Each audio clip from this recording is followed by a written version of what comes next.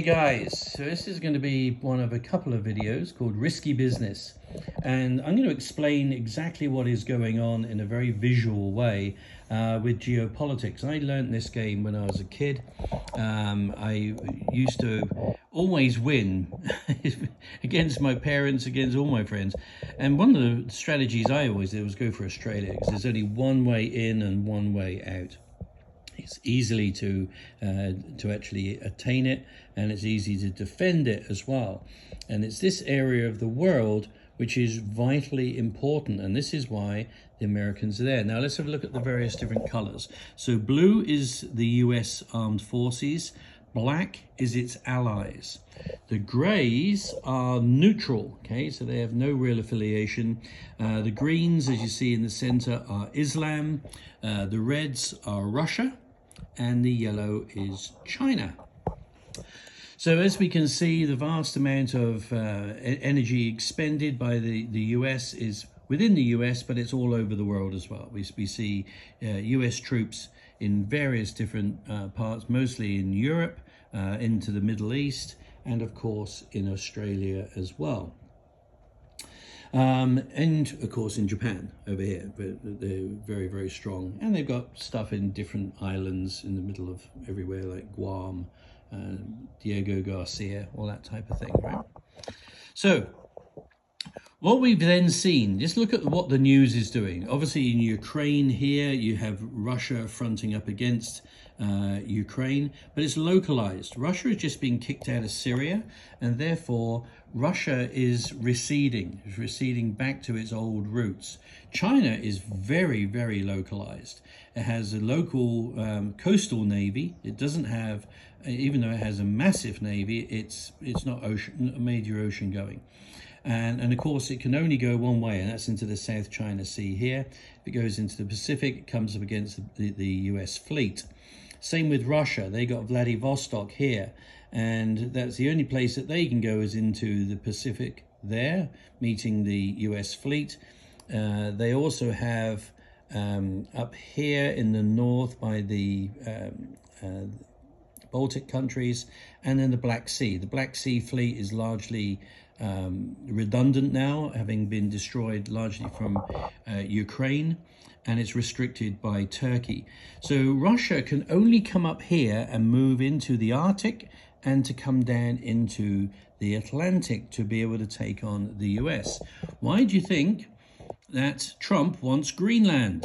Because this is here, at the present time, they've only got very, very small amounts of troops. But if they put a lot more troops into Greenland, I think Greenland only has a space force at the present time, which is an early warning radar. But you can then see that it's crucial for the US security to actually have Greenland, because you then have NATO as a buffer. And if you withdraw troops from Europe and place them into places like Greenland and Alaska and the southern border, of course, which Trump is really trying to reinforce by putting troops there. Now, the other element as well is, of course, the Suez Canal here. And that is why you hear, sorry, not the Suez Canal, the Panama Canal. Suez Canal's over there. The Panama Canal, which actually separates North and Southern America. And when you actually control here in Alaska, and here in Greenland, you control the whole of the Northern Hemisphere. It's only a matter of time then that your economic power then extends down to here. We already have allies in Brazil and a good working relationship with most of the countries apart from Venezuela. And that is why you're going to see a lot more power placed against Venezuela. So Trump's strategy is to take the whole of this area, use NATO as a buffer zone, so they become an ally as opposed to a commitment. And we've also seen Russia come into Ghana here, which is going to be one of the largest bases on the planet, because with Russia being kicked out of Syria and most of the places in Africa, the US now is looking to come into Africa in order to be able to take the minerals. Into the Middle East, America has got a great deal of assets in the Middle East, certainly in Saudi Arabia, in Iraq, and tentatively a little bit in Syria. And that is just to contain Islam. Okay, so we're actually seeing that there. So there's not much that our adversaries can actually do. Russia is pinned down in Ukraine. It's going through a war of attrition. Yes, it has nuclear weapons, but they're obviously from a defensive point of view. Russia does not have the facilities to invade the US. It can't even take on Ukraine, let alone Europe, NATO, and everything else. China is just where it is.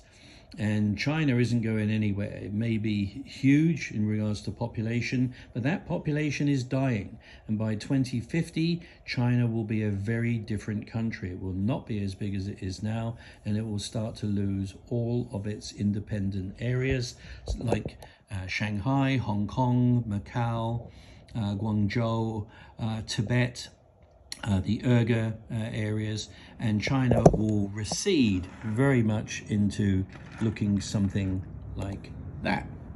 And that's how China will end up. China is not going to be a major global power. And as we can see, China is then flanked by Japan and Korea here, a little bit Thailand and this area, Malaysia, Singapore, and of course downwards you then have the power exerted by Australia and the US forces that are actually in Australia. So that is a quick global strategy in regards to why things are happening at the present time, why you're hearing about it. You're hearing about the Panama Canal, you're hearing about Greenland. You know, everyone looks at it and goes, oh, it's tongue-in-cheek, who cares about Greenland? It's very, very strategic. If you have this here, it means that any submarine that's coming through from the Northern Fleet based here will be detected way before it gets anywhere within like launching distance. So Greenland is absolutely crucial to American foreign policy and to American security. And that's largely what is likely to happen. I don't see Islam being able to expand any. It has largely operated through terrorism as opposed to trying to have wars. Iran is likely to be in check within the next year. Now they've lost Hamas and Hezbollah and the Houthis. So you're going to start to see a bit of a recession within Islam. They may be building their populations, but they're certainly not going to be building their military capability. I see that within the next 3 to 4 years, with the advent of the Trump administration, you're going to see America actually ruling quite a lot of the planet. So that's that's a little bit of a lesson in global politics using the game of risk. This is Simon Giselian, out to you. Bye-bye now.